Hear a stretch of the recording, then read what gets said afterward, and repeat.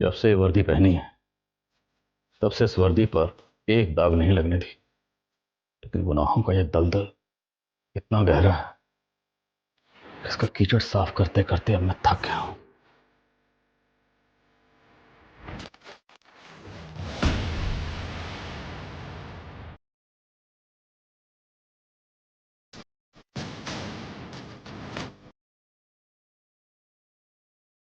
इन गुनाहों का सिलसिला कई साल पहले ही शुरू हो गया था।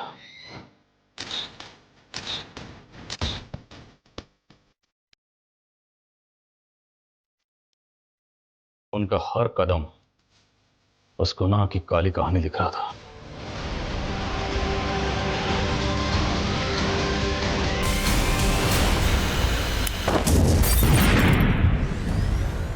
हमारी एक गलती से 9 लोगों ने अपनी जान गंवा दी।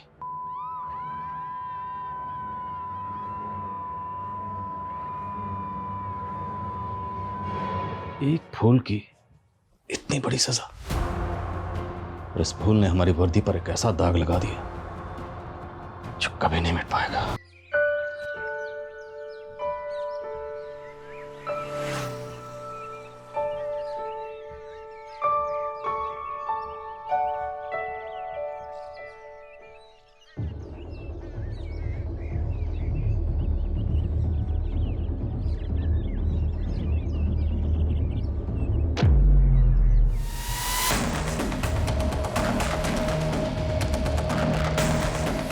अरे मूर्खो, ये क्या कर रहे हो? अरे भगवान का पैसा लो! अरे रुको! चोर! चोर! अरे रुको! चोर! पकड़ो चोर! ए रुक रुक रुक! मंदिर का पैसा चुराता है? रुक! क्या हम सच में नरक में जाएंगे? मेरी माँ तो कह रही है कि स्वर्ग और नरक यहीं पे होता है। अरे स्वर्ग तो हमारी दोस्ती है, नरक तो तब मिलेगा जब हमारी ये दोस्ती टूटेगी। हमारी ये दोस्ती कभी नहीं टूटेगी, हमारी ये दोस्ती कभी नहीं टूटेगी, हमारी ये दोस्ती।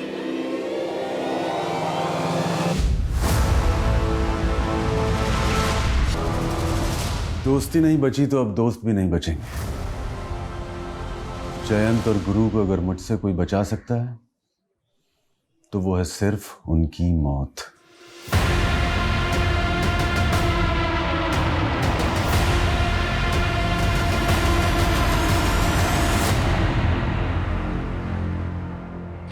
अरे भैया, आज बहुत लेट हो गया। ससुराल वाले घर पे आए थे तो उसीलिए उन्हीं की सेवा में लगा हुआ था। ये कब तक बनेगी कचौड़ी? बस भैया, थोड़ा सा वक्त लगेगा, अभी दुकान ही लगा रहा हूँ।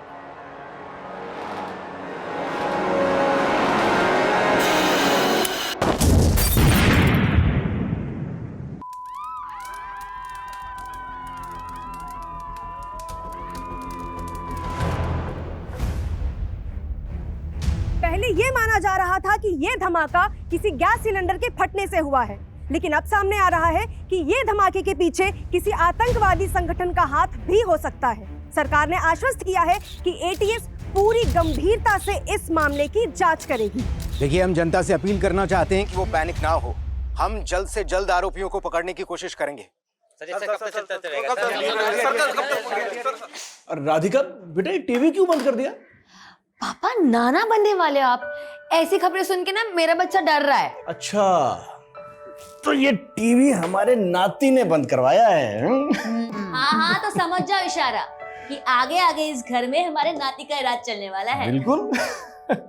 वैसे नातिन भी तो हो सकती है ना? अरे भाई, राम जाने वो तो है, दोनों का ही वेलकम है यहाँ। अरे हाँ, तुमने दामाद जी से फोन पे बात कर ली ना कि भाई डिलीवरी के वक्त उन्हें फुर्सत मिल जाएगी काम से या नहीं? हाँ पापा, उन्हें तो बेसब्री से इस बच्चे का इंतजार है। वो तो हमें भी है। हाँ? नमस्ते चाचा जी। नमस्ते नमस्ते दीक्षा बेटी। ये लीजिए चाचा जी, आपके लिए स्पेशल करेले की चटनी, आपकी डायबिटीज में बहुत फायदा करेगी। भाभी, आप कितना सोचते हो पापा के लिए। हाँ भाई, कहीं तेरा ससुर बुरा ना मान जाए जो तुम हमारी इतनी सेवा करती रहती हो। मेरे ससुर आपके बचपन के दोस्त है चाचा जी, तो इस लिहाज से मैं आपकी भी तो बहू हुई ना। लेकिन वक्त के साथ बहुत कुछ बदल गया बेटा। तेरा ससुर जयंत तो अब भी मेरे नजदीक है, लेकिन वो भुवन चिंता मत कीजिए चाचा जी, मेरी भी इच्छा है कि आप तीन लोग फिर से एक साथ हो जाएं पहले की तरह। अब अच्छा चाचा जी, आपको याद है ना कि कल आप तीनों की जमीन में पानी भराई शुरू करनी और पूजा भी है? हाँ बेटा। इनकी इच्छा थी कि इस बार पूजा राधिका ही करे, लेकिन ये सोच रहे थे कि कहीं इससे भुवन जी और तुम्हारे ससुर चयन जी को कोई ऐतराज ना हो। अरे चाची जी, इसमें ऐतराज की क्या बात है? आप समझो कि कल पूजा राधिका ही करेगी। तू होती कौन है डिसाइड करने वाली कि पूजा कौन करेगा? बीवी हूँ आपकी और इस घर की बहू भी, और मैंने अरे पापा जी का बस चले तो अपनी सारी जमीन उन्हीं के नाम कर दे। तू आज के बाद वो करेगी जो मैं कहूंगा। सोहम, ज्यादा मर्दानगी मत दिखा। दीक्षा को मैंने अनुमति दी थी राधिका से पूजा कराने की, और राधिका भी मेरी बेटी। गुरु चचा दोस्त है आपके, सिर्फ दोस्त, परिवार नहीं है वो आपके। और ये बहू है, आपकी बेटी नहीं। सारे रिश्तों को उलझा के रखा हुआ है आपने। तूने तो बहुत सुलझा के रखा है ना, बेटा होने का फर्ज अदा कर रखा है ना तूने तो। हाँ तो ठीक है ना, बना लो किसी गैर को अपना बेटा। जब धोखा खाओगे ना तब पछताओगे।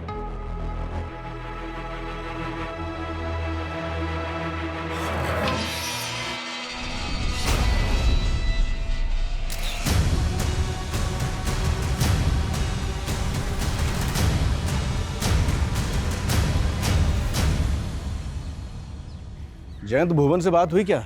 आ रहा है वो? आपका न्योता भेजेंगे उसको यार, छोड़ उसको, दारू पी के पड़ा हुआ कहीं पे।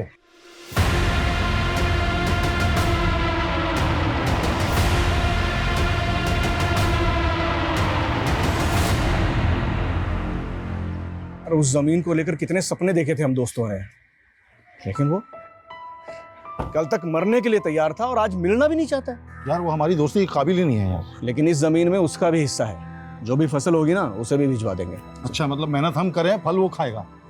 पागल हो गया क्या? बचपन के दोस्त हैं हम, वो हमें गैर कर सकता है, लेकिन हम अपनी दोस्ती का फर्ज नहीं भूलेंगे, समझे? ठीक है यार। राधिका, राधिका, तुम? फेथ? तुम यहाँ क्या कर रहे हो? हाँ राधिका, तुम इतने दिन बाद आई हो और मुझसे मिली भी नहीं। वेद, अब तो मेरा पीछा छोड़ दो, मैं शादीशुदा हूँ। तुम और ये बच्चा दोनों मेरे, समझी? वेदी, क्या बकवास कर रहे हो? तुम जाओ यहाँ से। तुम्हें अपने पति को छोड़ के मेरे पास आना होगा। अगर तुम मेरी नहीं हुई ना तो मैं किसी की रहने भी नहीं दूंगा। देखो, मुझे धमकी मत दो, वरना मैं। वरना क्या? सिर्फ आधा घंटा दे रहा हूँ तुम्हें, बैग पैक कर और भाग चल मेरे साथ।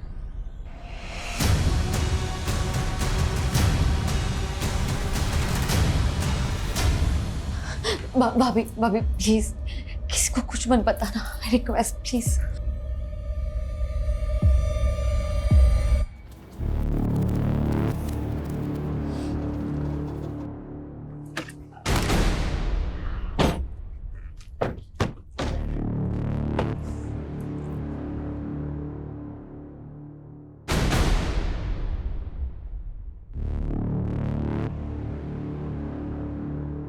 आओ राधिका बेटा, करो शुभारंभ। जाओ बेटा।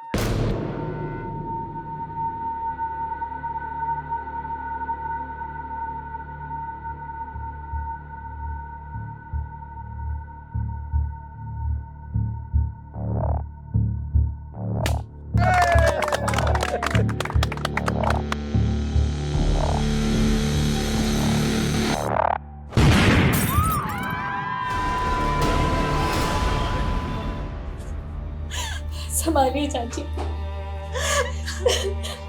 दीक्षा, ये सब कैसे हो गया दीक्षा?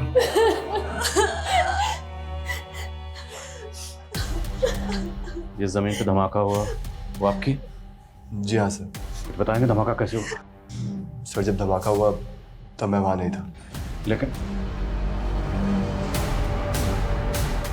डॉक्टर साहब, मेरे पति कैसे हैं? आई एम सॉरी, उनकी डेथ हो गई।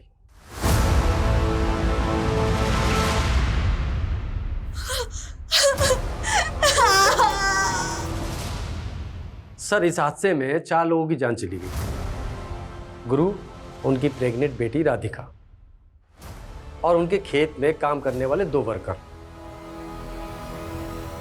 और सर मेरे पापा? वो काफी सीरियस है, हमें उनका पैर काटना पड़ा।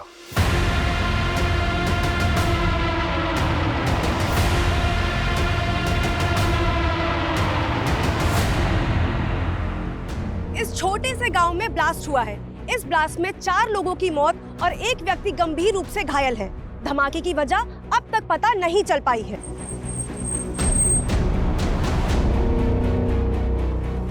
सर आप इस बारे में क्या कहना चाहते हैं? मैम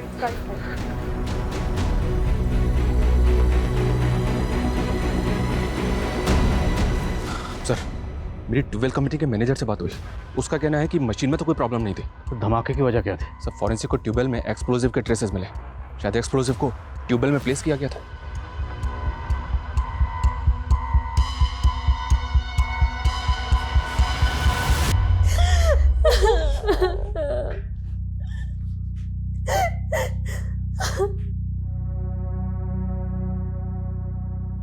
दोस्ती नहीं बची तो अब दोस्त भी नहीं बचेंगे। जयंत और गुरु को अगर मुझसे कोई बचा सकता है तो वो है सिर्फ उनकी मौत। मेरा पूरा परिवार तबाह हो गया।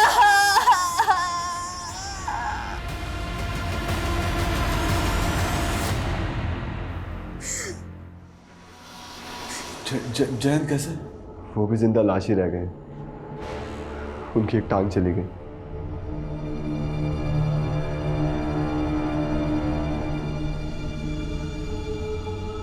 हम तीनों मिलके ना एक बड़ी सी जमीन खरीद लेंगे और उस पे हम खेती करेंगे और हम तीनों भाइयों की तरह हमेशा एक साथ रहेंगे।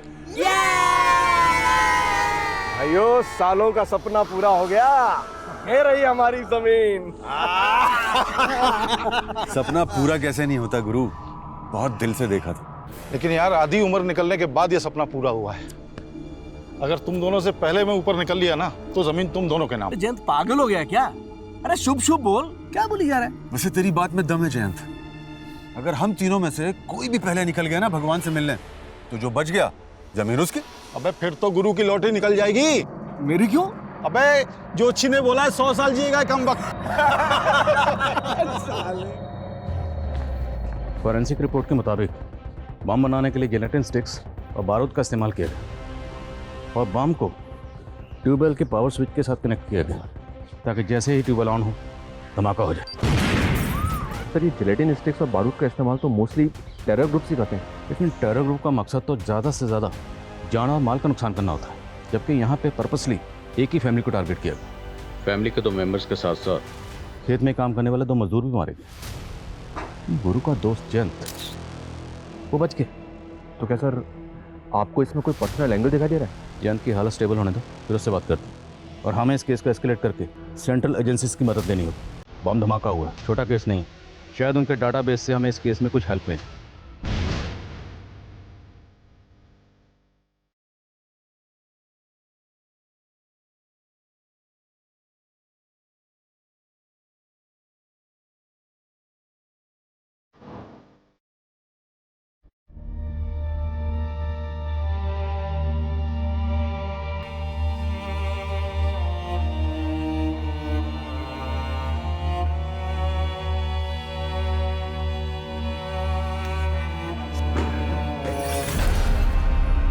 ये सब कैसे हो गया? मुझे मेरी बीवी और मेरा होने वाला बच्चा वापस चाहिए। अरे आपके भरोसे छोड़ के गया था मैं उसको, आपने उसका इतना भी ख्याल नहीं रखा। अरे उसके बिना मैं कैसे जीऊंगा अभी?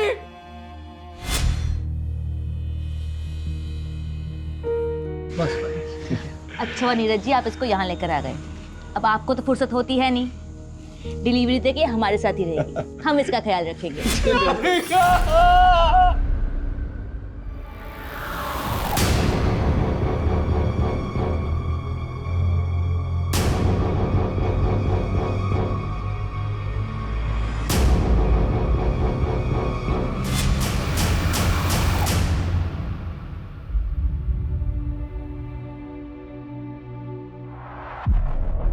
अच्छा, आजकल अपने बाप का हालचाल लेना भी छोड़ दिया। मुझे जिंदा देख के खुश नहीं ना तू? क्या मतलब है आपका? तू उस दिन था कहाँ जिस दिन ये धमाका हुआ? आप तो मुझे खुद की खुशी में शामिल करके खुश नहीं थे ना। खुशी तो मातम में तब्दील हो गई। मेरा दोस्त चला गया, उसकी बेटी चली गई। उनके बुरे कर्म, नहीं बच पाए वो। लेकिन आपने जरूर कुछ अच्छे कर्म किए होंगे जो आपकी जान बच गई। तो मुझे कोस के ना आपका ये पैर वापस नहीं आने वाला, समझे?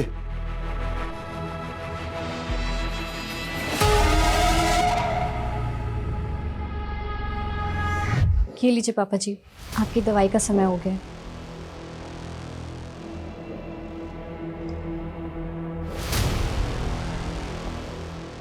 तुझे क्या लगता है सबके पीछे मेरा बेटा? नहीं नहीं पापा जी, ऐसा मत सोचिए आप। अब इससे और चौकन्ना रहना होगा। Please have a seat. इस गांव में जैसा ब्लास्ट हुआ है, 1 महीने पहले मुरादाबाद सिटी में हुआ ब्लास्ट भी बिल्कुल ऐसा ही था। यहाँ ट्यूबवेल में जिलेटिन स्टिक्स और एक्सप्लोसिव का इस्तेमाल किया गया और वहां पर उन्हें एक स्टोव में प्लांट किया गया था। नज़रपुर मुरादाबाद से महज 20 किलोमीटर दूर है, तो इन दोनों ब्लास्ट का आपस में क्या कनेक्शन हो सकता है? और उस ब्लास्ट में तो किसी टेरर ग्रुप के इन्वॉल्व होने की अटकलें थी। लेकिन अभी तक किसी टेरर ग्रुप का लिंक नहीं मिला है इसके पीछे। और वो जो बॉम्ब था, होममेड बॉम्ब था। Homemade bomb? यस, एकदम देसी तरीके से बनाया गया।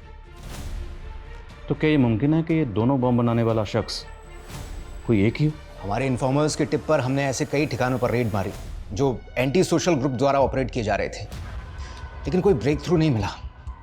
हमारे लिए सबसे बड़ा सवाल ये है कि ये जिलेटिन स्टिक्स और डिटोनेटर उस अननोन बॉम्ब मेकर तक पहुंच कैसे रहा था। जिलेटिन स्टिक्स मोस्टली माइंस में ब्लास्ट के लिए इस्तेमाल होती हैं, तो हो सकता है वहां से किसी ने। लेकिन इंटेलिजेंस तो माइंस ब्लास्टिंग के ठेके लेने वाली हर कंपनी पर कड़ी नजर रखती है। उन्हें जो जिलेटिन स्टॉक्स अलॉट होता है, वहां से तो एक भी बॉक्स का इधर उधर होना इम्पॉसिबल है। हमने पर्सनल लेवल पर भी इस केस को इन्वेस्टिगेट किया, सारे इंजर्ड और डेड लोगों से कनेक्टेड लोगों के बैकग्राउंड्स चेक किए, लेकिन कहीं से कोई क्लू नहीं मिला। हमारे विक्टिम की फैमिली में ऐसा कोई लगता नहीं जो इस तरह का बम बना सकता है। But you have to investigate it. मुझे लगता है अब हमें इस केस को फ्रेश पर्सपेक्टिव से देखना होगा। We have to take personal angle. हमें देखना होगा कि हमारे विक्टिम की फैमिली से जुड़ा वो कौन शख्स है जो इस तरह का होममेड बम बनाकर ये धमाके कर रहा है।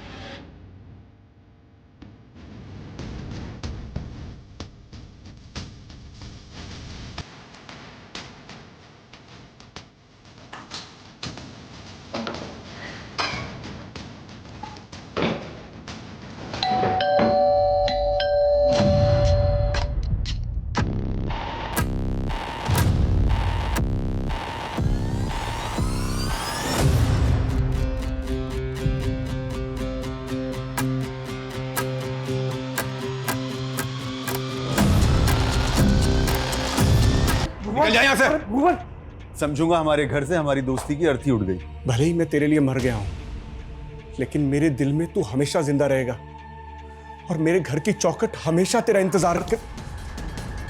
निकल जा यहाँ से। क्या हुआ? बाबू नाराज हो गया?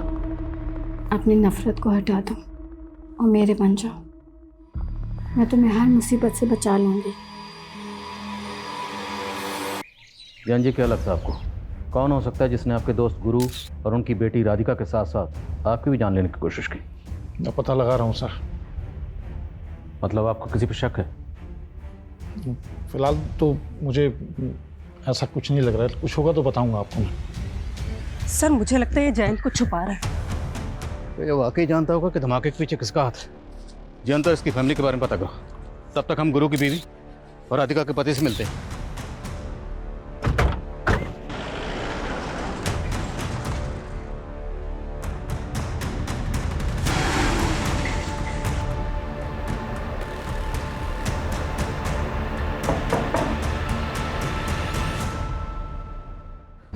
आपको किसी पे शक?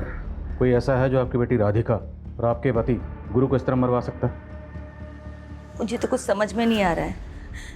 राधिका तो यहाँ रहती भी नहीं थी, वो तो बस डिलीवरी के लिए मायके आई थी। जी, आपको किसी पे शक? Excuse me sir. सर मैं आपको कुछ बताना चाहती हूँ। तुम्हें अपने पति को छोड़ के मेरे पास आना होगा। अगर तुम मेरी नहीं हुई ना तो मैं किसी की रहने भी नहीं दूंगा। दीक्षा भाभी, आप क्या बोल रही हो? सॉरी नीरज जी, लेकिन यही सच है। सर वो वेद राधिका को अपने साथ भागने के लिए बोल रहा था, और सर मैंने ये सब इसलिए पहले नहीं बताया क्योंकि मैं नहीं चाहती कि राधिका के चरित्र में कोई लांछन लगे। ये वेद है कौन? सर शादी से पहले राधिका और वेद एक दूसरे से प्यार करते थे। पापा मुझे कुछ नहीं समझना है। मैं वेद से प्यार करती हूँ और उसी से शादी करूंगी। अरे वो जाहिल गवार इस घर का नौकर बनने के लायक नहीं है, और तुम उसे घर का दामाद बनाना चाहती हो। पापा भले उसे अपना दामाद ना बनाओ, लेकिन मैं उसे अपना पति मान चुकी हूँ। राधिका, राधिका मैं तेरे हाथ जोड़ता हूँ, मेरी बात मान जा बेटा। इसके बाद राधिका वेद को भूल गई थी। नीरज जी, आपकी और राधिका की शादी को कितना वक्त हुआ? 7-8 महीने सर। तो इन 7-8 महीनों में राधिका ने कभी अपने पास्ट के बारे में आपको कुछ नहीं बताया? नहीं सर। ये वेद रहता कहाँ? सर मैंने कुछ नहीं किया सर, मैंने कुछ नहीं किया सर।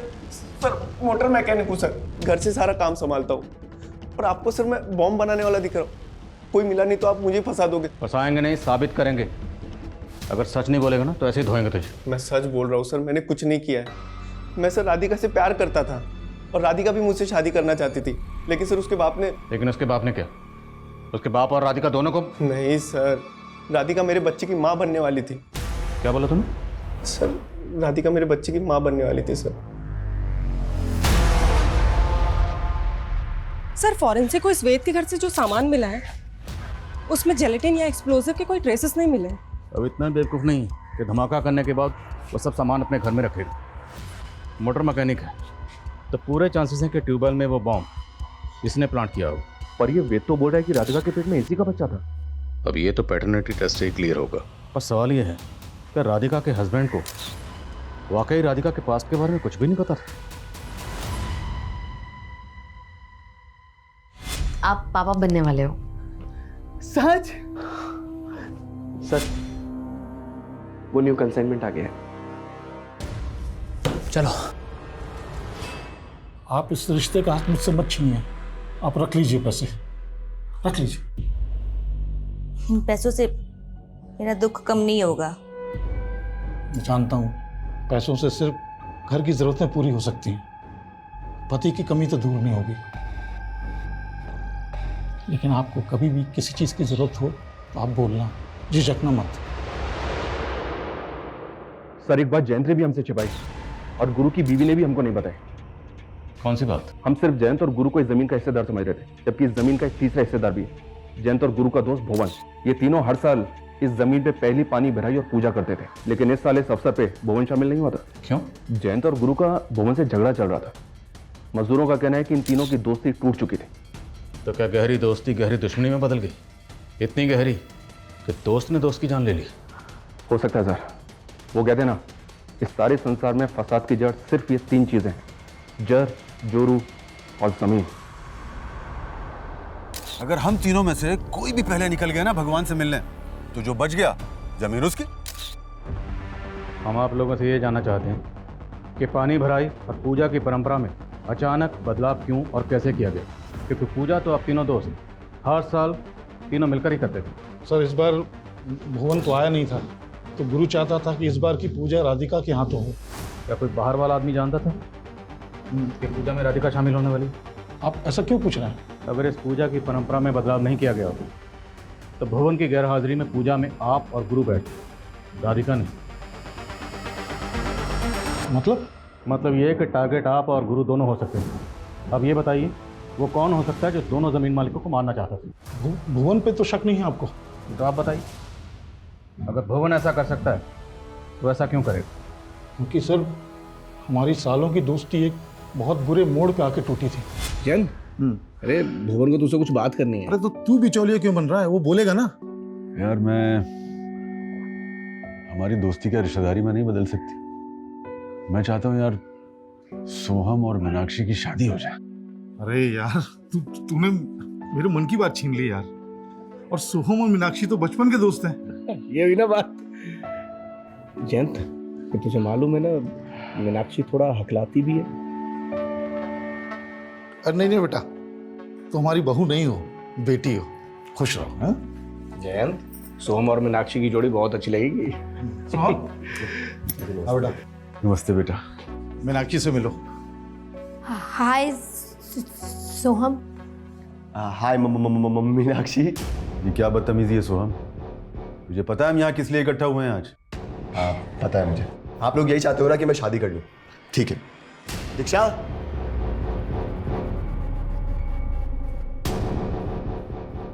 आओ ना। और ये है दीक्षा, और ये सिर्फ मेरी गर्लफ्रेंड नहीं है, बल्कि हम लोगों ने कोर्ट मैरिज कर लिया। So now she is my wife. और हाँ, एक बात और, ये मीनाक्षी की तरह हथलाती भी नहीं है। हाँ, बदतमीज। सॉरी मीनाक्षी। सोहम ने हमेशा मेरा सिर झुकवाया सर। तो आपकी अपने बेटे से भी नहीं बनती थी? क्या बताऊं सर, एक गलतफहमी उसके मन में घर करके बैठी थी। कैसी गलतफहमी? सर, मेरी बीवी ने सुसाइड कर लिया था। उस समय सोहम बहुत छोटा था और मेरी बीवी डिप्रेशन में रहती थी, इसलिए उसने ऐसा सब कुछ किया। लेकिन सोहम को लगता था कि उसने मेरी वजह से सुसाइड कर लिया। गुरु से क्या प्रॉब्लम थी भवन का? सर यही कि उसने रिश्ता करने के लिए बोला था। फिर तो सोहम की सजा जयंत को क्यों दे रहा है? तूने देखा ना सोहम ने किस तरह मजाक उड़ाया मेरी बेटी का। और मीनाक्षी उसे बचपन से चाहती थी, और तू कहीं और देखेंगे। क्या कर सकते हैं आप? उसने शादी कर ली है और फिर मीनाक्षी बेटा आना इधर। बेटा सुन तो सही, हम क्या रहे।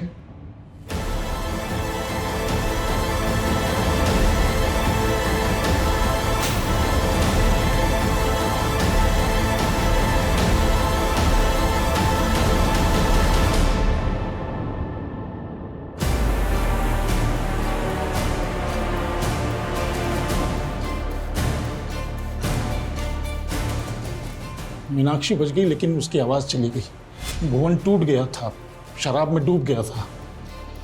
हम दोनों को अपना बैरी समझने लगा था सर। मंजू जी, आपको भी यही लगता है कि भुवन ऐसा कर सकता है? जी।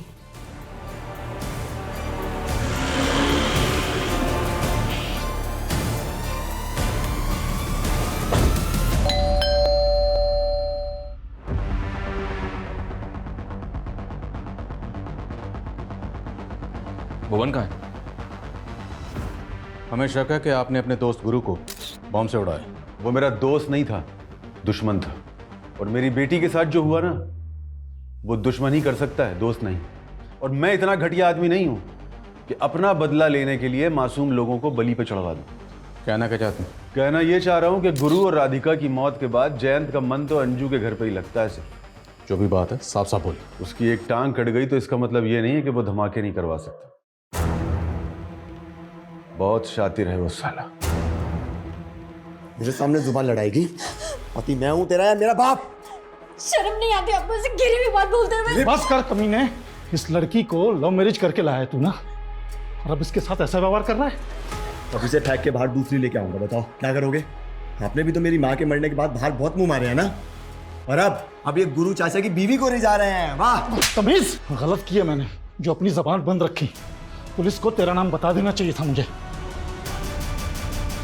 आदिल खान जी, कहां तक पहुंची आपकी जांच? पर्सनल एंगल तो कई सामने आए, लेकिन अभी तक हमारे हाथ में एक भी ऐसा पुख्ता सबूत नहीं लगा जिससे ये लगे कि हमारी सस्पेक्ट लिस्ट में कोई ऐसा है जो इस तरह बम बनाकर ये जुर्म कर सकता है। Okay sir, paternity test report आ गई है। तो अगर नीरज जी ये राज जानता था, वो भी अपनी बीवी राधिका को इस बेवफाई की सजा दे सकता है। ये नीरज अपनी बीवी के साथ बरेली में रहता था ना? तुरंत बरेली जाओ, उसके घर में सर्च करो। Okay sir.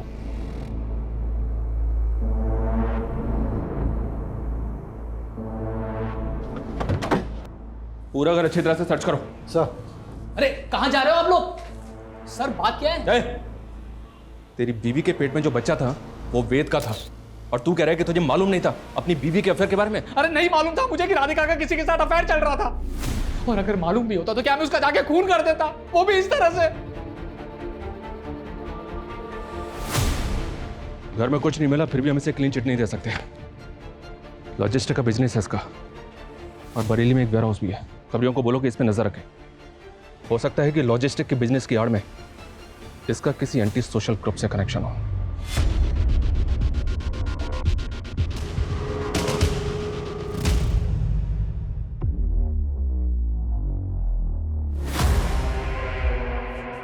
पापा जी आपकी चाय। पापा जी इतना कैश लेके आप कहाँ जा रहे हैं? मैंने और गुरु ने मिलके एक ट्रैक्टर लेने का सोचा था। अब गुरु तो रहा नहीं, लेकिन उस ज़मीन पे खेती तो करनी है ना, बस इसलिए ट्रैक्टर खरीदने जा रहा हूँ। पापा जी क्या आपको वाकई लगता है कि वो ब्लास्ट सोहम ने? मैं लेट हो रहा हूँ, चाय नहीं पी पाऊंगा।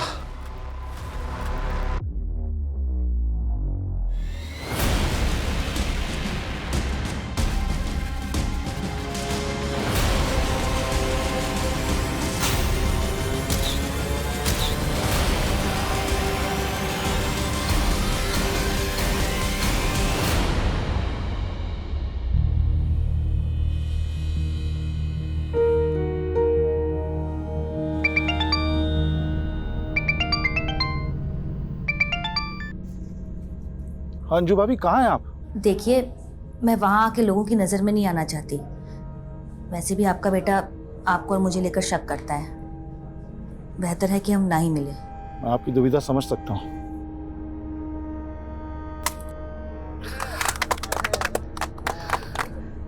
चलिए पापा जी, पहली बार ट्रैक्टर आप स्टार्ट कीजिए।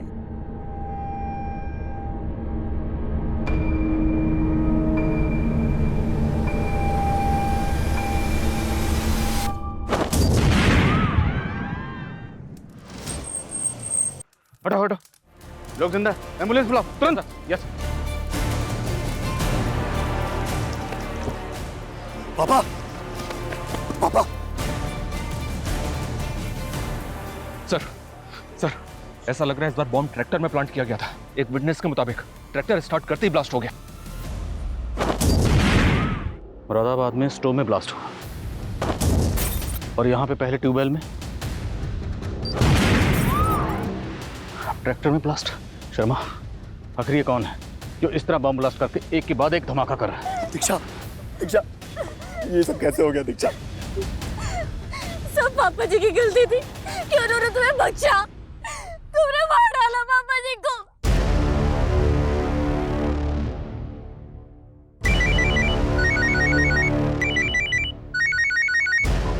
हेलो, क्या ब्लास्ट हो गया? कुछ ही हफ्तों के अंदर ये तीसरा ब्लास्ट हुआ है और पुलिस सिर्फ तीनों ब्लास्ट में मरने वाले लोगों की आपसी रंजिश में उलझी हुई है। क्या उन्हें नहीं लगता इसके पीछे कोई और बड़ी साजिश? मैं कमिंग सर। कमिंग। सर, हमें सोहम पे ट्यूबवेल वाले ब्लास्ट के दौरान भी शक था और इस बार तो इसकी बीवी भी। लेकिन शर्मा, क्या सोहम इस तरह का बम बनाने में शामिल हो सकता है? मत भूलो, फॉरेंसिक के मुताबिक ये बम लो इंटेंसिटी का था, लेकिन इस बम में भी गिलेटिन स्टिक का इस्तेमाल हुआ और जिस तरह से ये बम ट्रैक्टर में प्लांट किया गया, ये किसी एक्सपर्ट का काम है। हम और अंधेरे में तीर नहीं चला सकते। ये मीडिया वाले पहले हमारी धज्जियां उड़ा रहे हैं कि हमारी तहकीकात गलत डायरेक्शन में जा रही है। तो सर, हमें क्या करना चाहिए? क्योंकि एटीएस को भी फिलहाल ऐसा कोई क्लू नहीं मिला है जो हमें हेल्प करे। अभी तक हम नज़रपुर में जो ब्लास्ट हुए हैं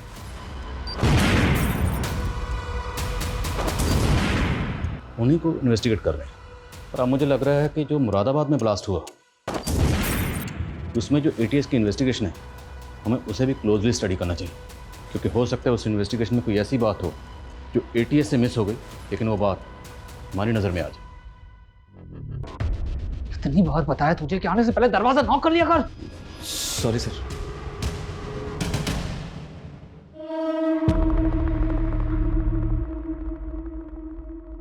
कंप्लीटली मिस हो गई। भुवन का फोन 18 तारीख को मुरादाबाद में एक्टिव था और 18 तारीख को ही मुरादाबाद सिटी में ब्लास्ट हुआ था। ये भुवन मुरादाबाद में जाता कहाँ? सर, वो तो पता नहीं, लेकिन ये अक्सर मुरादाबाद जाता रहता है और ये जब जब मुरादाबाद गया है इसका फ़ोन उस लोकेशन पे भी एक्टिव रहता था जहाँ जहाँ ब्लास्ट हुआ था। हो सकता है ये वहाँ रेकी करने जाता हो।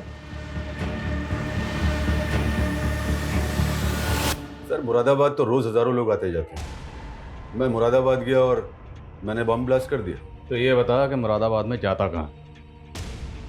सुंदरी के यहाँ गया था। कौन सुंदरी? प्रोस्टिट्यूट है सर। 18 तारीख की रात में उसी के साथ। सब पता किया हमने। तो मुरादाबाद में कुंजा मार्केट भी जाता है, वही कुंजा मार्केट जहाँ पे ब्लास्ट हुआ था। बोल, क्या छिपा रहा? सर, मैं तो उस मार्केट में कचौड़ी खाने जाता हूँ गांव लौटने से पहले। करेक्ट, कचौड़ी खाने वाले के गैस स्टोव में ब्लास्ट हुआ 18 तारीख को। बोल। सर, वही तो मैं कह रहा हूँ, उस दिन मैं उस मार्केट में गया ही नहीं। सुंदरी के घर से निकला और सीधा अपने गांव वापस चला गया। शायद मेरी किस्मत अच्छी थी। उस दिन अगर उस मार्केट में गया होता तो बम ब्लास्ट में मैं भी मारा गया होता। तू कहना क्या चाहता है? कोई ऐसा है जो तुझे मारना चाहता है? मुझे कौन मारेगा सर? तुम लोग 3 दोस्त हैं, तू, भुवन और गुरु। गुरु मारा गया ट्यूबवेल ब्लास्ट में और जयंत मारा गया ट्रैक्टर ब्लास्ट में। तो तीनों दोस्तों में से बचा कौन? तू। और ब्लास्ट कहाँ पे हुआ? कुंजा मार्केट। वही कुंजा मार्केट जहाँ तू अक्सर जाता है। शायद कोई ऐसा है जो ये जानता है कि तू जब भी मुरादाबाद आता है तो कुंजा मार्केट ज़रूर जानता है, इसीलिए ब्लास्ट कुंजा मार्केट में किया गया। जहन पे जोर डाल और बता कि वो शख्स कौन है। सर ये बात तो सिर्फ सुंदरी जानती। अरे तू यहाँ क्या कर रहा है? तेरे भुवन चाचा को पुलिस ने गिरफ्तार कर दिया। तू निकल यहाँ से। अरे लेकिन मुझे अभी तो अंदर अरे तू जान। अरे सर लो, मैंने पकड़ लिया इसको। अरे सर मैंने पकड़ लिया इसको। इसको भी लेके चलो। अरे मुझे क्यों लेके जा रहे हो? मैंने क्या किया? अरे साहब मेरा काम है धंधा करना। अब चाचा हो या भतीजा मुझे क्या फर्क पड़ता है? और इन दोस्तों को मार के मुझे क्या मिलेगा? सर मेरा कोई लेना देना नहीं है धमाकों से। अगर कुछ भी छुपाया ना और हमें पता चला तो उधेड़ेंगे तुझे। सर छुपाने को बचा ही क्या है, सब कुछ तो सामने खुल गया है।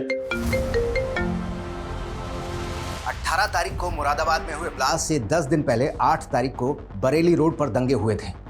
तभी इस जिलेटिन बॉम्ब की साजिश की शुरुआत हुई थी। लेकिन बरेली में हुए दंगों का इन धमाकों से क्या कनेक्शन है? दंगों के कारण 3 दिन तक शहर में कर्फ्यू रहा था, जिस वजह से एक माइनिंग साइट पर जाने वाले जिलेटिन से भरे ट्रक को कंपनी को 3 दिन के लिए बरेली के गोडाउन में रखना पड़ा था। उस वक्त कंपनी ने हमसे ये बात छुपाई थी कि उस ट्रक में से 147 जिलेटिन्स गायब हो चुकी थी। हमें शक है कि ये चोरी उसी वक्त हुई जब वो ट्रक नीरज के गोडाउन में खड़ा हुआ था। नीरज के गोडाउन पे? माइनिंग कंपनी के हिसाब से वो जिलेटिन स्टिक तेरे गोडाउन से चोरी हुई।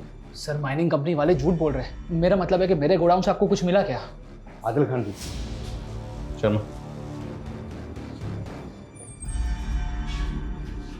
इस नीरज के गोडाउन से किसी भी तरीके का एक्सप्लोसिव या जिलेटिन नहीं मिला है। कहीं ठिकाने लगा दिया होगा। 2 लगाएंगे सब उगल देगा ये उस दिन की वीडियो फुटेज आई है मेरे पास, जिस दिन जिलेटिन से भरा ट्रक इसके गोडाउन में खड़ा था। सर ये मोहित है। कौन मोहित? सर दीक्षा का भाई।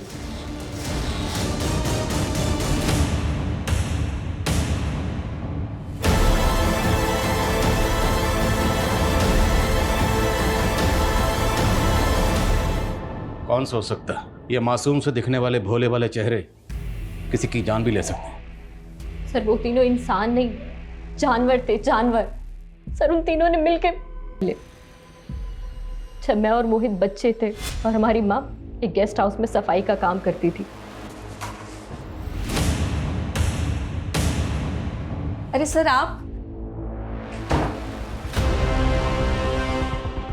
सरिता सरिता सरिता क्या हुआ तुम्हें? सरिता हमारा बाप गया था पुलिस के पास मदद मांगने के लिए, पर किसी ने उनकी बातों को सीरियसली नहीं लिया।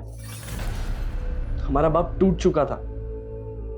उसने हमारी माँ के साथ मिलकर हमें जहरीला खाना खिलाया, सुसाइड करने की कोशिश की।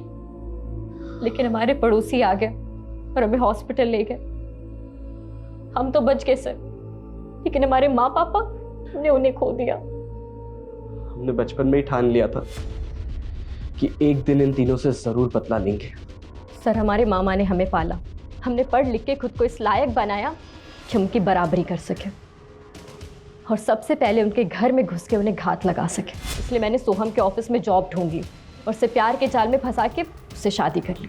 और ये है दीक्षा, और ये सिर्फ मेरी गर्लफ्रेंड नहीं है, बल्कि हम लोगों ने कोर्ट मैरिज कर लिया। So now she is my wife. और अपने भाई मोहित को नीरज के यहाँ नौकरी पर लगवाया। और वो जिलेटिन और बारूद तो 1.5 महीने पहले ही नीरज के गोदाम में आए थे। तो क्या तुम लोगों ने पहले उन्हें बॉम्ब से? हम तो उन तीनों को बहुत पहले ही मार देना चाहते थे, पर हम कुछ ऐसा सोच रहे थे जिससे कि हम ना फंसे।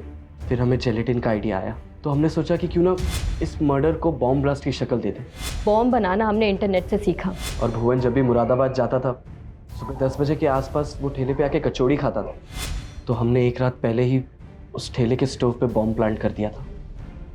लेकिन उस दिन बॉम्ब स्टॉल गया ही नहीं, सब बच गया।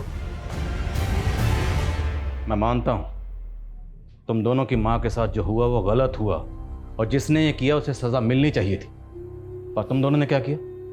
खुद ही निकल पड़े बदला लेने के लिए और बदले की आग में इतने अंधे हो गए कि ये भी नहीं देखा इतने मासूम लोगों को मार डाला।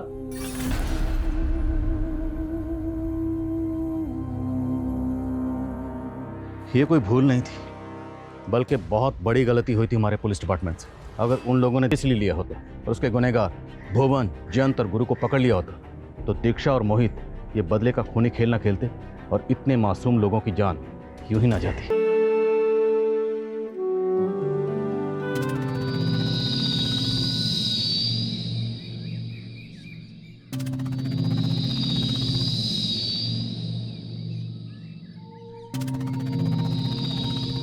ए लड़की, अरे रुक रुक रुक रुक, अरे रुक तो जा।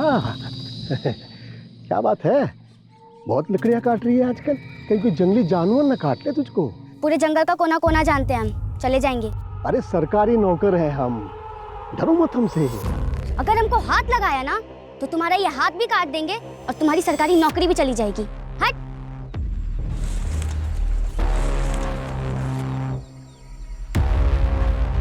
कट कट खटाल, फट फट फटाल, क्या बाहर निकल जा, नहीं तो तेरे 10 पुश्तों के भूतों को भी अपना गुलाम बना लूंगा। निकल बाहर। बस छोड़ दूंगे इसको, लेकिन इसको कहे हमार पेड़वा के पास कभी ना आए। अब इसका भूत निकल गया है, कर चाट हो मुर्गा लेके आ जाना, भुतवा को बलि चढ़ानी होगी, नहीं तो फिर से इसके सर पर भूत आ जाएगा। देखा क्या हाल हो गया इसका। अब ये होना लड़की को ही देख लो, अगर हम सरपंच होते तो इसको सरकार से क्या बोलते रहे, बोले उसको स्कॉलरशिप कहना चाह रहे हैं आप भाई, स्कॉलरशिप। हाँ देखा फुलवा, तुम्हारे साथ साथ पूरे गांव का उद्धार कर देंगे हम। अगले पंचायती चुनाव की तैयारी कर रहे हो का? अब जब तुम जो कह रही हो हम करके दिखाएंगे। अब तुम ही सोचो, तुम्हारे पापा का एक हाथ भी नहीं है, बेचारे को कोनो काम भी नहीं देता है कोई, कैसे पढ़ाएंगे तुमको, कैसे परवरिश करेंगे तुम्हारी। अब ऐसे लोगों का मदद तो होना चाहिए। बिल्कुल सही करें भैया।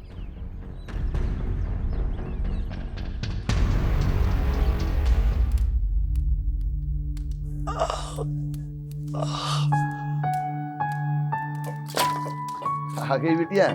आ भी गए और आपकी करस्तानी भी देख ली है। अरे तू तो हमारी अम्मा जैसे पेश आती है। आपका चेहरा देखकर पता चल रहा है कितना दर्द हो रहा है आपको। नहीं होता तो काहे करते हैं मजदूरी। अपनी सेहत का ध्यान रखिए। अम्मा पैसा भेजती है ना टाइम पर। यही तो दुख है कि उसका दिया खाना पड़ता। हर बार सोचते हैं कि उससे पैसा नहीं लेंगे, लेकिन अम्मा को गलत मत समझिए बाबा। तुमको पता है ना कि तुम्हारी अम्मा के पास पैसा कहाँ से आता है। घर का काम करने के लिए गई थी वहां, अब उस अरुण की घर वाली बन के रही थी।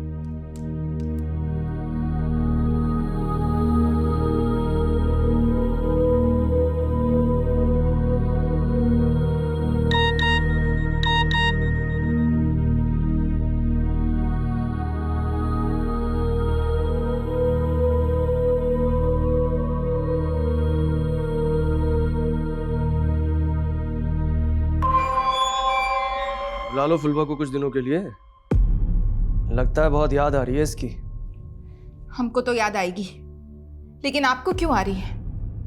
इतना बुरा किया इसके साथ। याद रख, नौकरानी है तू। मेरा बिस्तर गर्म कर दिया ना, इसका मतलब ये नहीं कि घर की मालकिन बन जाएगी। अरे फुलवा, अरे इतना मत भागो। अरे देर हो गया है हमको। अरे देर तो हमको भी हुआ है, बस इतना देर हो जाए कि पहले गणित का क्लास निकल जाए। तुमको लगता है कि तुम गणित में जीरो हो? मन लगा कर पढ़ो, 100/100 मिल जाएगा।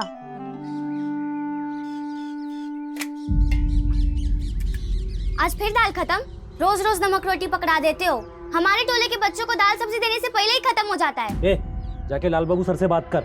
बढ़ जाए राजकुमारी, निकल यहाँ से। अरे अरे फुलवा, अरे वहां मत जा। तो तुमको सूखा रोटी नहीं खाना है? ये रोज रोज का हो गया है मास्टर जी। स्कूल में जो खाना आता है वो सरकार की तरफ से आता है। बताइए कौन हम बच्चों का हक छीन रहा है? सरकार हमको ये नमक रोटी खाने को देती है क्या? मारेंगे एक लपड़, भागो यहाँ से। मास्टर जी, बड़ी विद्रोही लड़की है। कल सबके सामने हमसे कहती है कि बताइए लैट्रिन का कुंडा कहाँ गया। हाँ तो गलत का पूछे। जाओ यहाँ से। CDPO मैडम, बिना बताए आ गई। Good afternoon madam ji. Good afternoon. हमारा नाम फुलवा है, हम इस स्कूल के स्टूडेंट हैं। बोलो फुलवा। मैडम जी, हमारे टॉयलेट का कुंडा टूटा हुआ है। मास्टर जी से कितनी बार बोला लेकिन वो ठीक ही नहीं करवाते हैं। नमस्ते मैडम। बेटा फुलवा, अपने क्लास में जाओ। और मैडम जी, आधे बच्चों को खाना ही नहीं मिलता है, प्रसाद के जैसा डाल देते हैं, कहते हैं इतना ही आया है, रोज ही नमक रोटी खा के रहना पड़ता है। यार अरुण, उस कंपनी ने पेमेंट रोक के रख ली हमारी। भाई ऐसे बात नहीं बनने वाली है, तू उसमें 10 बार फोन करा कर, मैसेज भेज, अबे प्रेशर डाल उन पे, तब पैसे निकलेंगे वहां से। ले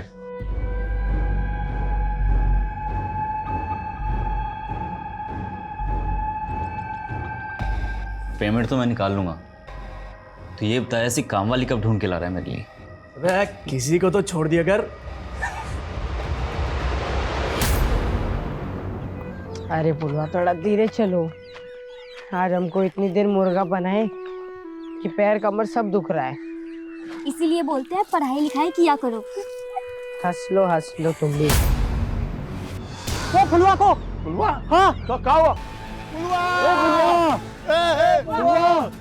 फुलवा, बुलेट इधर, तू देख चाचा।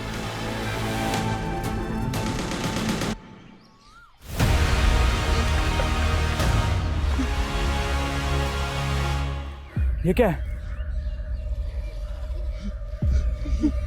फुलवा, फुलवा,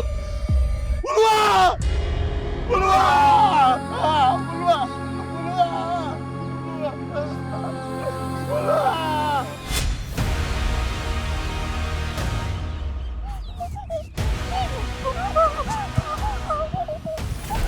अरे कहाँ रह गए तुम? हाँ? पुलिस के आने के बाद आओगे का? जल्दी आओ, यहाँ पूरा तमाशा सेट है, जल्दी। ठीक है।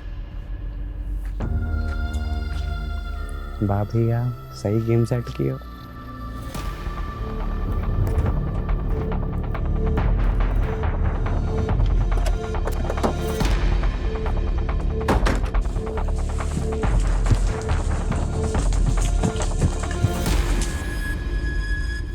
फॉरेंसिक टीम बुलाओ, बॉडी काफी जल गई है। एम्बुलेंस भी बुलाओ, जितना जल्दी हो सकता है बॉडी का पोस्टमार्टम करवाओ, क्विक। Okay sir.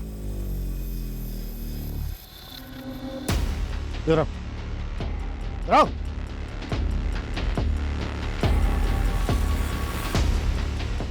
तुम थे ना ड्यूटी पे? जी साहब। कैसे हुआ साहब? अब हम कहाँ बताएं साहब, इतना बड़ा जंगल है, हमको तो कुछ पता ही नहीं चला। एक लड़की को जिंदा जला दिया गया और तुम कह रहे हो ना कुछ सुना ना देखा? साहब चाहे जिसकी भी कसम खिलवा लो, पर हमको कुछ नहीं पता चला साहब।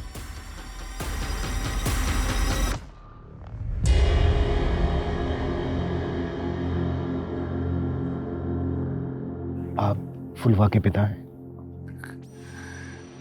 हाँ साहब। कैसे हुआ ये सब? फुलवा स्कूल से आ रही थी, ये भूटन था उसका। हिम्मत रखिए। क्या करेंगे, हिम्मत मत रखे साहब, पकड़ लीजिएगा ना साहब उन लोगों को। वो जो कोई भी है बचेंगे नहीं, पकड़े जाएंगे। आपको शक है किसी पर? पुलवा के स्कूल के तो टीचर है ना और हेडमास्टर, वही दोनों आएंगे साहब। टीचर और हेडमास्टर? हाँ, वो बच्चे लोग के आग का खाना नहीं देते थे। रोज रोज नमक रोटी पकड़ा देते हो। स्कूल में जो खाना आता है वो सरकार की तरफ से आता है। बताइए कौन हम बच्चों का हक छीन रहा है? सरकार हमको ये नमक रोटी खाने को देती है क्या? तो पुलवा ने उन दोनों का शिकायत उनके बड़े अफसर से किया था, उन दोनों का नौकरी चला गया था। लड़की का बयान सही है, आप दोनों को निलंबित किया जाता है। ये टीचर और हेडमास्टर दोनों को बुलाओ, और जैसे ही बच्चा पट्टे करवा के आ जाता है अस्पताल से, उसके साथ उस जगह पर चलते हैं जहाँ से फुलवा को अपडेट किया गया था। Okay sir.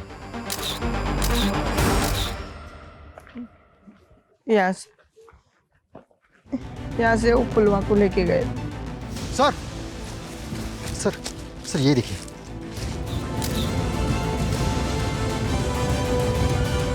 बेटा कुछ और याद है? जैसे किस तरह के कपड़े पहने हुए थे, किस रंग के कपड़े पहने हुए थे? कुछ याद नहीं आ रहा। कोई बात नहीं बेटा, तुम घर जाके आराम करो, हम बाद में बात करें। विशाल, बच्चे को घर पहुंचा दो। कहाँ रह गए थे? हाँ, यहाँ सारा कार्यक्रम खत्म होने को आ रहा है और तुम अभी आ रहे हो। अरे हम सारा कार्यक्रम फिट कर देंगे, आप चिंता क्या कर रहे हैं, आइए हमारे साथ। हाँ, पर एक बात का ध्यान रखना, हमारे बारे में एकदम मजबूत दिखाना कि नेता हो तो कैसा, हमारे जैसा। गफ्फार कहाँ है? साहब हमें नहीं मालूम साहब। नहीं मालूम है का क्या मतलब है? इस स्कूल के एक बच्ची को जिंदा जला के मारने का आरोप है इस पे। कहाँ है वो? सर वहां अंडर गारमेंट्स मिला, शायद वो फुलवा का हो सकता है। मतलब पॉसिबल है कि देखिए आप लोग, इस गांव में ऐसी घटना घटी है जिससे इंसानियत शर्मसार हो जाए। लड़की के बाप का बुरा हाल है, एक लड़की को जिंदा जलाकर मार दिया गया है। और यहाँ हमारे साथ हैं स्थानीय नेताजी। मुरली जी, आप ये बताइए, इस हादसे के बारे में आपका क्या कहना है? हमारा तो खून खौल रहा है। यहाँ इतना बड़ा कांड हुई गवा और ये गांव का सरपंच है कि गांव में ही नहीं है। देखा आप लोगों ने मुरली जी को कितनी चिंता है इस गांव की। और बंद करो, बंद कर कैमरा। किस का कैमरा बंद करवाएंगे आप? क्या ये बात सच नहीं है कि सबसे पहले इस हादसे की खबर आपको मुरली जी ने दी है? कैमरा बंद कर। बंद नहीं किया ना तो सब करवा देंगे सब कुछ। देखिए, आप एक पत्रकार की आवाज को बंद नहीं करा सकती। आवाज नीचे। कविता। हाँ शर्मा बोलो। सर, ये टीचर लाल बाबू और हेडमास्टर गफ्फार दोनों गायब है। मतलब फुलवा के पिता का शक सही हो सकता है? ढूंढ के लाओ उन दोनों को। और शर्मा, मैं कॉल करता हूं बाद में।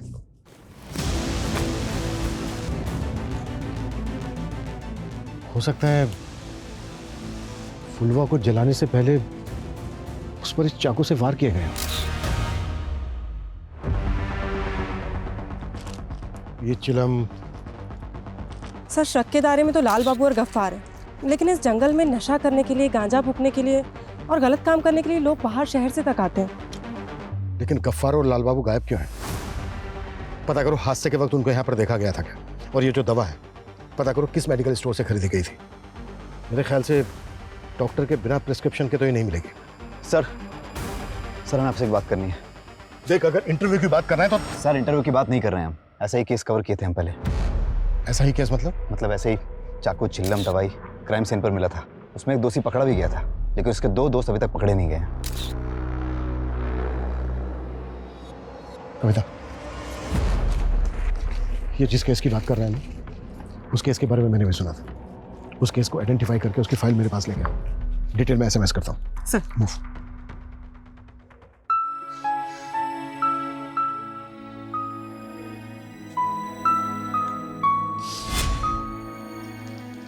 बाबा, ये लो पानी।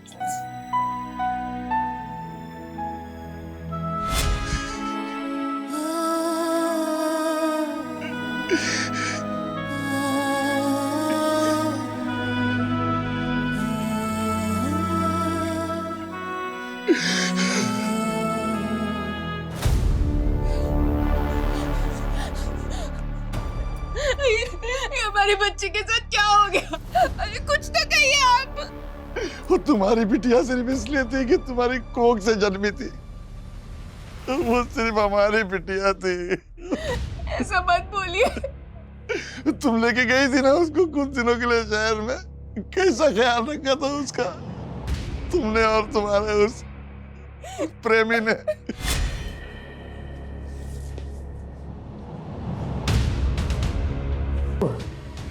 डर लग रहा है? हाँ, हमको ये सब अच्छा नहीं ऐसा लगता। करेंगे ये क्या कर रहे हैं साहब? छोड़िए इसको। तुम्हारे विश्वासघात के लिए हम तुमको एक बार माफ भी कर दे, लेकिन तुमने हमारी बेटिया को उस भेड़िए के सामने परोस दिया था। चल निकलो यहाँ से, जा यहाँ से, जा। दोबारा आना मत हमारे सामने, आना मत कभी हमारे सामने दोबारा।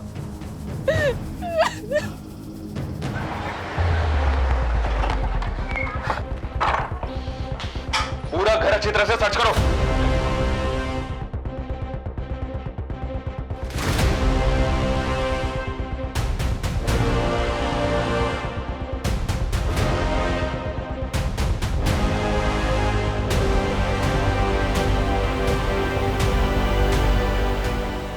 हाँ ठीक है, लेकिन जल्दी, टाइम नहीं है हमारे पास। ओके सर ये उस केस की फाइल है जिसके बारे में उस रिपोर्टर ने बताया था।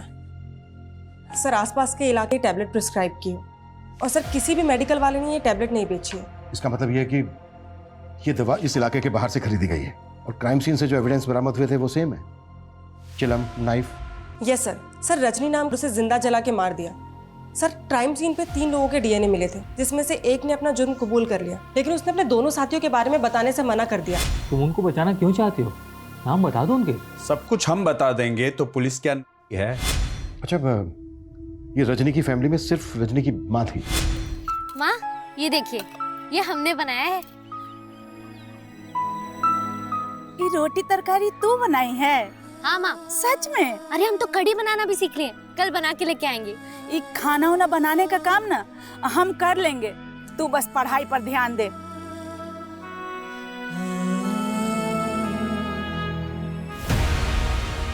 सर रजनी को रोज उसी जंगल से होकर जाना पड़ता। सर उनमें से एक पकड़ा गया था जिसने अपना जुर्म कबूल कर लिया। सर 2 साल पहले उसे फांसी दी गई है। यानी बाकी के जो 2 आरोपी थे उनके बारे में कभी कुछ पता ही नहीं चला, वो आज भी आजाद घूम रहे हैं। रजनी के केस में जैसा हुआ था तकरीबन वैसा ही फुलवा के केस में भी हुआ। कहीं ऐसा तो नहीं है कि उन्हीं दोनों का काम है? हो सकता है सर, क्योंकि इस क्राइम के बारे में काफी सारे न्यूज़पेपर ने छापा था। हो सकता है किसी ने इसी से प्रभावित होकर सेम टू सेम क्राइम किया हो ताकि हमें गुमराह कर सके। लेकिन कौन? मुरली भैया अभी न्यूज में कुछ रखा नहीं है, गांव वालों को भी लग रहा है हम वही न्यूज बार बार दिखा रहे हैं। नहीं, कोनो फायदा नहीं।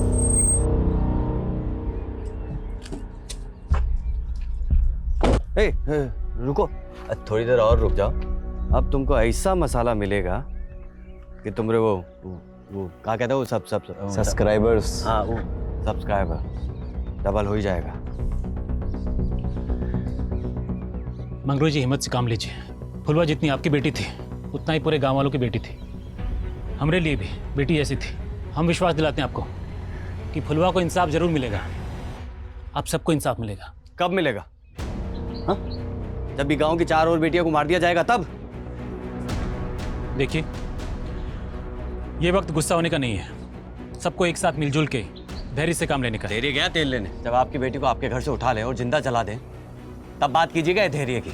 आप ये बेचारा पत्रकार लोगों को जागरूक करने की कोशिश करता है और पुलिस इसकी आवाज को उठने से पहले ही दबा देती है। देखिए, गुनहगार जो कोई भी है उसे बख्शा नहीं जाएगा। वो जहां कहीं भी हो उसे ढूंढकर कड़ी से कड़ी कार्रवाई की जाएगी उस पर। ये हमारा आश्वासन है। चलो। आश्वासन नहीं चाहिए हमें, हम आपको जाने नहीं देंगे। हाँ, नहीं जाने देंगे, बिल्कुल नहीं जाने देंगे यहाँ से। जब तक फुलवा को इंसाफ नहीं मिल जाता आप यहाँ से नहीं जा सकते। हमारे यहाँ पर बैठने से, धरना प्रदर्शन करने से फुलवा को इंसाफ मिल जाएगा तो ठीक है, हम भी बैठते हैं यहाँ पर। आपके यहाँ बैठने से इंसाफ नहीं मिलेगा और ना ही पुलिस कुछ कर रही है और ना ही आप। अब इस बाप को देखिए, अब इस बाप को देखिए जिसकी आवाज कोई नहीं सुन रहा है, जिसकी बेटी को जिंदा जला दिया गया हो। इसलिए 2 घंटा के अंदर फुलवा के कातिलों को नहीं पकड़ा गया ना तो ये आप सबके सामने अपने आप को जिंदा जला लेगा।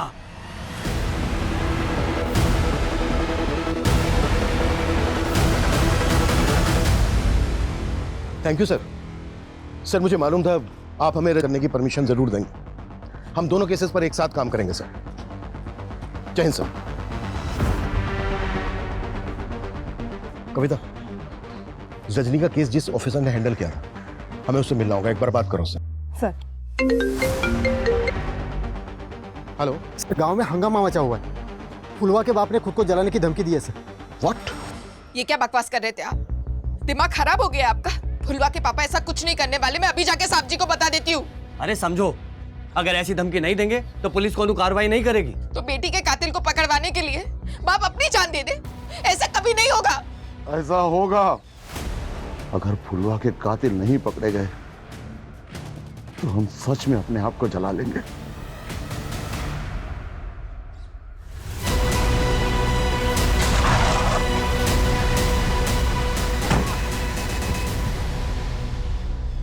देखिए, हम कातिलों को पकड़ने की पूरी कोशिश कर रहे हैं। ये झूठा आश्वासन बंद कीजिए आप। ये देख रहे हो ना, ये दुनिया भर में दिखाएगा कि पुलिस की नाकाबिलियत की वजह से कैसे एक बाप ने अपने आप को जिंदा जलाकर मार दिया। ये गांव वालों को भड़काना बंद कर तू, नहीं तो 1 मिनट में तेरी नेतागिरी निकाल दूंगा, समझा?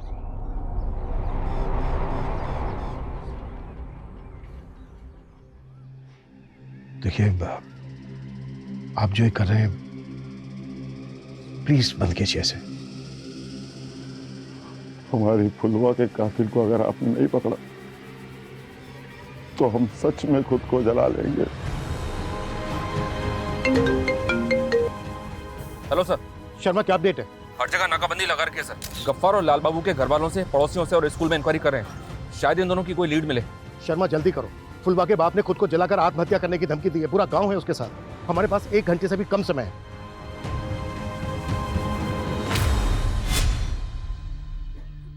कैसा बनाया हम खाना? खाना तो इतना बढ़िया बना है जैसे हलवाई की बिटिया। लेकिन पढ़ाई वढ़ाई ठीक चल रही है ना? आई learning English. My father name is Mangru. आजकल इंग्लिश में ही बात करते हैं हम। शाबाश, तू हमारा नाम बहुत रोशन करेगी। अरे बाबा, आपको तो कुछ अच्छा बताने में भी मुश्किल होता है।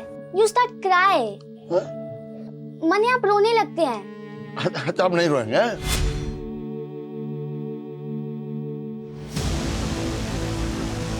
रुक रुक रुक जॉर्ज, कितनों को रोकोगे आप? 10 गांव वाले और आ रहे हैं और ये सब करने से अच्छा है उन्हें पकड़िए जिन्होंने हमारी फुलवा को जिंदा जला दिया। चुप। कविता, कैमरा जब्त करो इसका।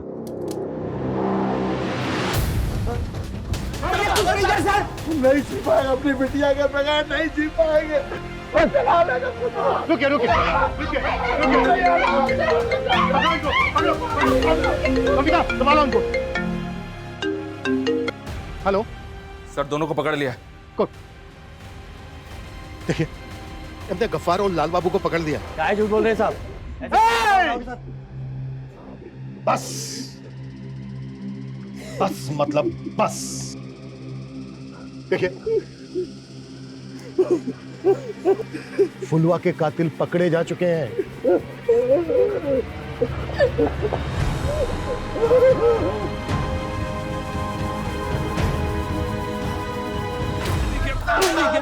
साहब, हम गुस्से में जरूर थे, लेकिन हमने उस बच्ची के साथ ऐसा कुछ नहीं किया है। साहब, हमारी बच्ची जैसी थी, उसके साथ हम ऐसा कैसे कर सकते हैं? अगर तुम दोनों ने कुछ नहीं किया तो छिपे क्यों थे? साहब, हम लोग डर गए थे क्योंकि सबको मालूम था कि हम फुलवा से गुस्से में हैं। गांव वाले के गुस्से में आकर हमारे साथ कुछ गलत ना कर दे, इसीलिए हम डर गए थे। डर गए थे। तुम दोनों की घटिया एक्टिंग ना मेरे सामने नहीं चलेगी। सूरज, जब तक ये दोनों सच ना बोले तोड़ते रहो इन दोनों को।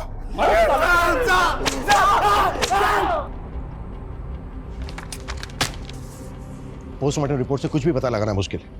फुलवा की बॉडी इतनी ज्यादा जल गई है, हो सकता। और रजनी केस में जिस इकलौते मुजरिम को फांसी हुई थी, वो भी इस बात से मुकरा नहीं था। मिलकर पहले विक्टिम की बेरहमी से जबान काटी। तो क्या उन्हीं दोनों साइको किलर का काम है या फिर फुलवा के ही गांव से कोई है? और सर, ये गफ्फार और लाल बाबू, ये दोनों भी कुछ नहीं कबूल रहे। क्राइम सीन से जो अननोन फिंगरप्रिंट्स मिले थे वो भी गफ्फार और लाल बाबू से मैच नहीं करते। तो सर, क्या हो सकता है? इन दोनों ने ग्लव्स पहन रखे थे या फिर कोई और था? मगर कौन? किसी दूसरी बस्ती का, गांव का, शहर का, या फिर कोई ऐसा जिसे बहुत अच्छी तरह से पता था कि वो जंगल इतना घना है कि फुलवा को कोई बचाने नहीं आ पाएगा। रजनी और फुलवा के केसेस में समानता है। शर्मा, रजनी का केस जिस ऑफिसर ने इन्वेस्टिगेट किया था उससे बात हुई? जो 3 एक्यूज थे उसमें से बबलू, जिसको हमने इन्वेस्टिगेट किया, हमने सारे प्रोसीजर्स फॉलो किए। 3rd degree torture, narco test, lie detector test, लेकिन न जाने किस मिट्टी का बना हुआ था वो, उसने कभी कुछ उगला ही नहीं। यहाँ तक कि जिस इंसान से वो एक बार मिला हो उसको भी बुला के पूछताछ की, मगर कुछ पता नहीं चला। जैसा कि आप जानते हैं, बहुत कुछ ऐसा भी होता है जो ऑन द रिकॉर्ड नहीं होता। तो क्या कुछ ऐसा है जिससे हमें इस केस में हेल्प मिल सके? देखिए, मैं तो आपको अपनी ऑब्जर्वेशन के हिसाब से बता रहा हूँ कि उसकी बॉडी लैंग्वेज को देख करके ऐसा लगता था कि वो बहुत ही सनकी किस्म का इंसान है। ओ साहब, खड़े खड़े मेरा मुंह क्या देख रहे हो? अगर खुद मालूम नहीं कर सकते तो वर्दी उतार दो। शायद बबलू हम लोगों के साथ खेल रहा था। वो जो 2 लोगों की बात करता था वो 2 लोग थे ही नहीं। लेकिन डीएनए तो मिले थे बाकी 2 लोगों के भी। हाँ, वो ठीक है, लेकिन नतीजा तो कुछ भी नहीं निकला।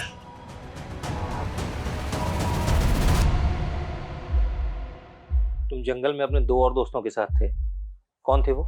जिंदगी के सफर में गुजर जाते। साथियों के नाम बता दो तो हम तुम्हारे लिए फिर नहीं आते।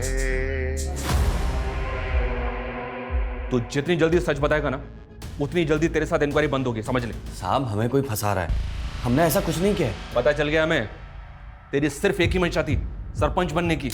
और क्या जानते हैं उसके बारे में? वो सरपंच बनना चाहता है और उसकी नज़रें भी गंदी हैं साहब। फुलवा को भी वैसी नज़र से देखता था। देख मुरली, एक बार तेरे फिंगरप्रिंट्स मैच हो गए ना, उसके बाद मैं तुझे बताता हूँ कि एक बच्ची के साथ इतनी दरिंदगी करने का अंजाम क्या होता है।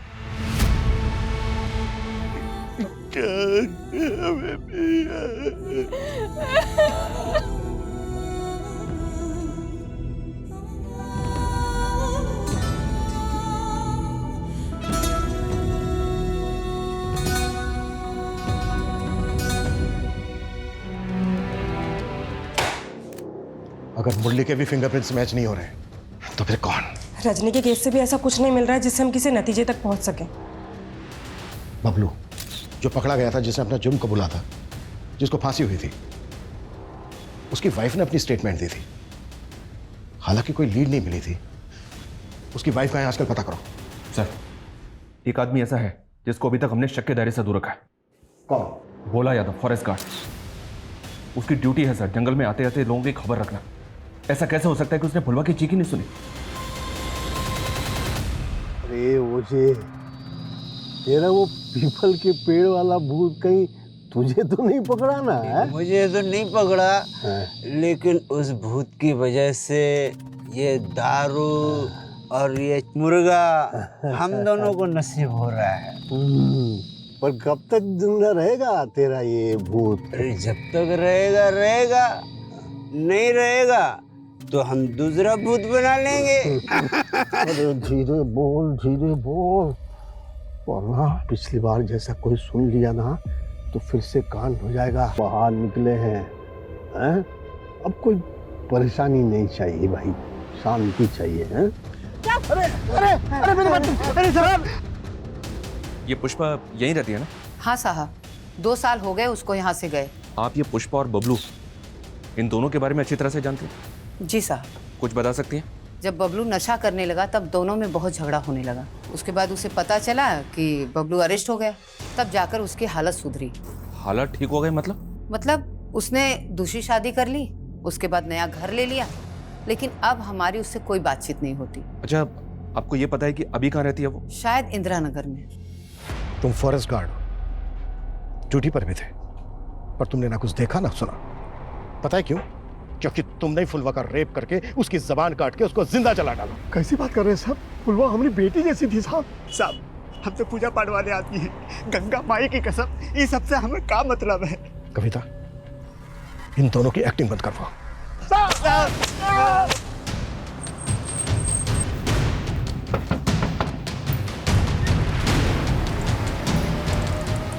जी कहिए। आपका नाम पुष्पा है ना? जी। और आपके पति का बबलू? था, लेकिन बबलू ना इस दुनिया में है और ना ही मुझे उसके बारे में कुछ बात करनी है। पर हमें उसके बारे में आपसे बहुत जरूरी बात करनी है। क्या हुआ पुष्पा? अरे कुछ नहीं, वो बबलू के बारे में पूछताछ करने आए हैं बस। देखिए, उससे हमारा कोई लेना देना नहीं है। कमाल है, आप लोग तो बिना सवाल के ही जवाब पे जवाब देते जा रहे हैं, जैसे कि आपको पहले से पता था कि यहाँ पे पुलिस आएगी और हमसे ये सवाल करेगी। नहीं, लेकिन इतना ज़रूर पता था कि बबलू मेरी ज़िंदगी की इतनी बड़ी गलती थी तो उसका फल तो मुझे भुगतते रहना होगा ना। खैर पूछे, क्या पूछना चाहते हैं आप? बबलू ने जो जुर्म किया था उसमें उसके साथ कौन कौन था? पुलिस ये सवाल मुझसे पूछती रही थी, लेकिन मुझे कुछ नहीं मालूम है, ना ही उसके केस के बारे में और ना ही मुझे उसके दोस्तों के बारे में कुछ पता है। साहब बस मुझे इतना ही मालूम है कि बबलू हमेशा गांजा फूकता रहता था। फिर एक दिन उसने उसी दिन मुझे उससे घिन आ गई। इसलिए उसके जेल जाने के बाद आपने दूसरी शादी कर ली। मेरी किस्मत अच्छी थी कि मुझे पंकज मिल गए, और वैसे भी मैं क्या करती, पूरी जिंदगी उस कमीने की परछाई में गुजार देती। अच्छा, आप दोनों एक दूसरे को बबलू के जेल जाने से पहले से जानते थे? जी वो कितने साल पहले से? जी हम एक ही गांव से हैं। अच्छा, मतलब बबलू की और इनकी शादी होने के पहले से ही? जी। तुम करते क्या? जी हम कुक हैं। एक मामूली से कुक से शादी करने के बाद पुष्पा के पास इतना पैसा आ गया कि उसने खुद का घर भी खरीद लिया। कहीं पुष्पा को कोई राज छिपाने के पैसे तो नहीं मिले किसी से? हो सकता है सर, इसलिए मैंने पुष्पा की पिछले 10 साल की बैंक स्टेटमेंट निकालने के लिए उसके बैंक से कांटेक्ट किया है। वो अभी थोड़ी देर में उसका स्टेटमेंट मुझे ईमेल कर देंगे। सर। हाँ ठीक है, ओके। सर ये पुष्पा की बैंक डिटेल्स। कोबाल की सजा के दौरान पुष्पा के अकाउंट में कई बड़े अमाउंट्स ट्रांसफर किए गए थे और ये सारे पैसे पंकज के अकाउंट से आए थे। ये पंकज के पास इतना सारा पैसा कहाँ से आया होगा? वो तो एक मामूली सा कुक है, किसी 5 स्टार होटल में शेफ तो है नहीं। रजनी के केस में पंकज से पूछताछ हुई थी? नहीं सर, ना तो इंक्वायरी हुई, ना उसका डीएनए लिया गया और ना ही फिंगरप्रिंट्स। रडार में था ही नहीं वो। आई थिंक हमें देर नहीं करनी चाहिए। सबसे पहले पंकज का डीएनए सैंपल और फिंगरप्रिंट्स लो, उसके बाद हम पुष्पा और पंकज से बात करते हैं। Okay sir. हमें क्यों परेशान किया जा रहा है साहब? हाँ सर, हमारे अकाउंट में जो पैसे हैं उसका हिसाब किताब दे सकते हैं हम आपको। सुपर, तो फिर इस बात का भी हिसाब किताब दे दो। रजनी के गैंग रेप और मर्डर में जिन 3 लोगों के डीएनए मिले उसमें से तुम्हारा भी मैच हुआ है। क्या पंकज तुमने? नहीं, इनको कोई गलतफहमी हुई है। एक्टिंग बंद करो दोनों। अब सीधे सीधे बोल, बबलू और तेरे अलावा तीसरा कौन था? ये क्या बदतमीजी है? एक रिटायर्ड पुलिस ऑफिसर के साथ ऑफिसर नहीं, क्रिमिनल। बेरहमी से मर्डर उसका जिंदा जला दिया। उस बहुत लोगों को 3rd डिग्री दी होगी ना तूने। अब मैं तुझे दिखाता हूं असली 3rd डिग्री क्या होती है।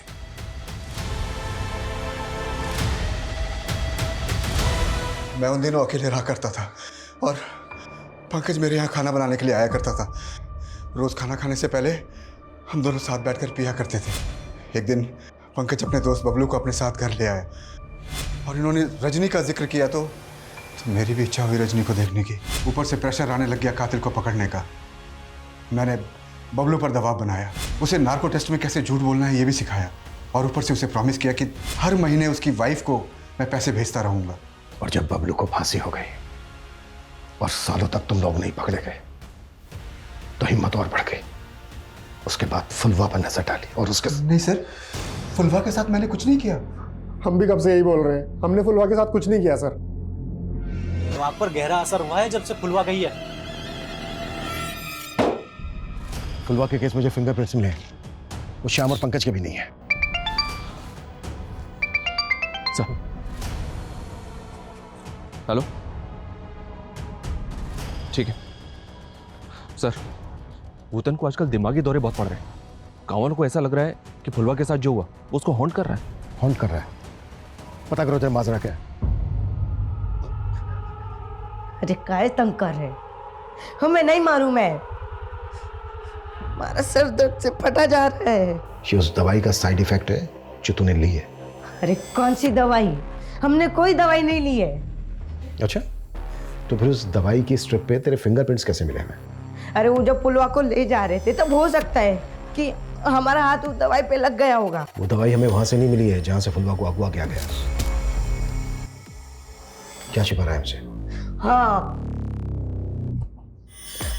हमने भी फुलवा के साथ। और कौन था तेरे साथ? और कौन कौन था तेरे साथ?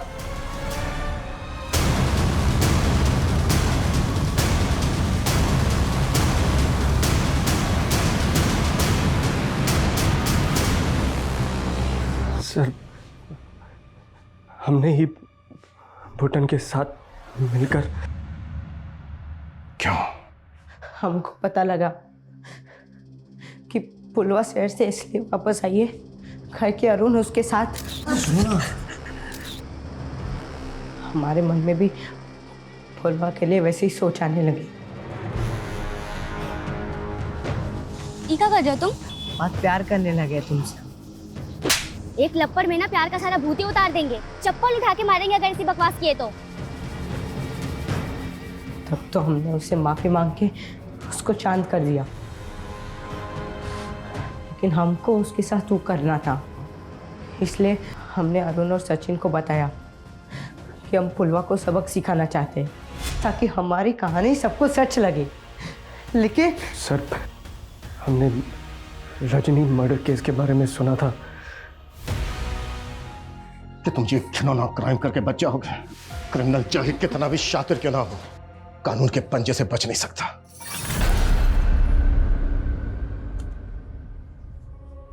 कितनी बार बोला है बाबा, समय से खाना खा लिया कीजिए। तुम्हारी ही राह देख रहे थे। जब तक तुम्हारी डांट नहीं सुन लेते खाना गले से उतरता ही नहीं। चलो अब खिलाओ जल्दी से। फुलवा के परिवार की गरीबी लाचारी ने उन्हें पहले ही अपना शिकार बना लिया था। गरीब और लाचार लोग हमेशा ऐसे लोगों के शिकंजे में होते हैं जिनके पास आर्थिक, सामाजिक और पॉलिटिकल पावर है।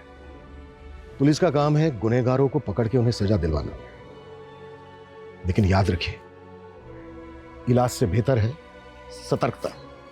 Prevention is better than cure.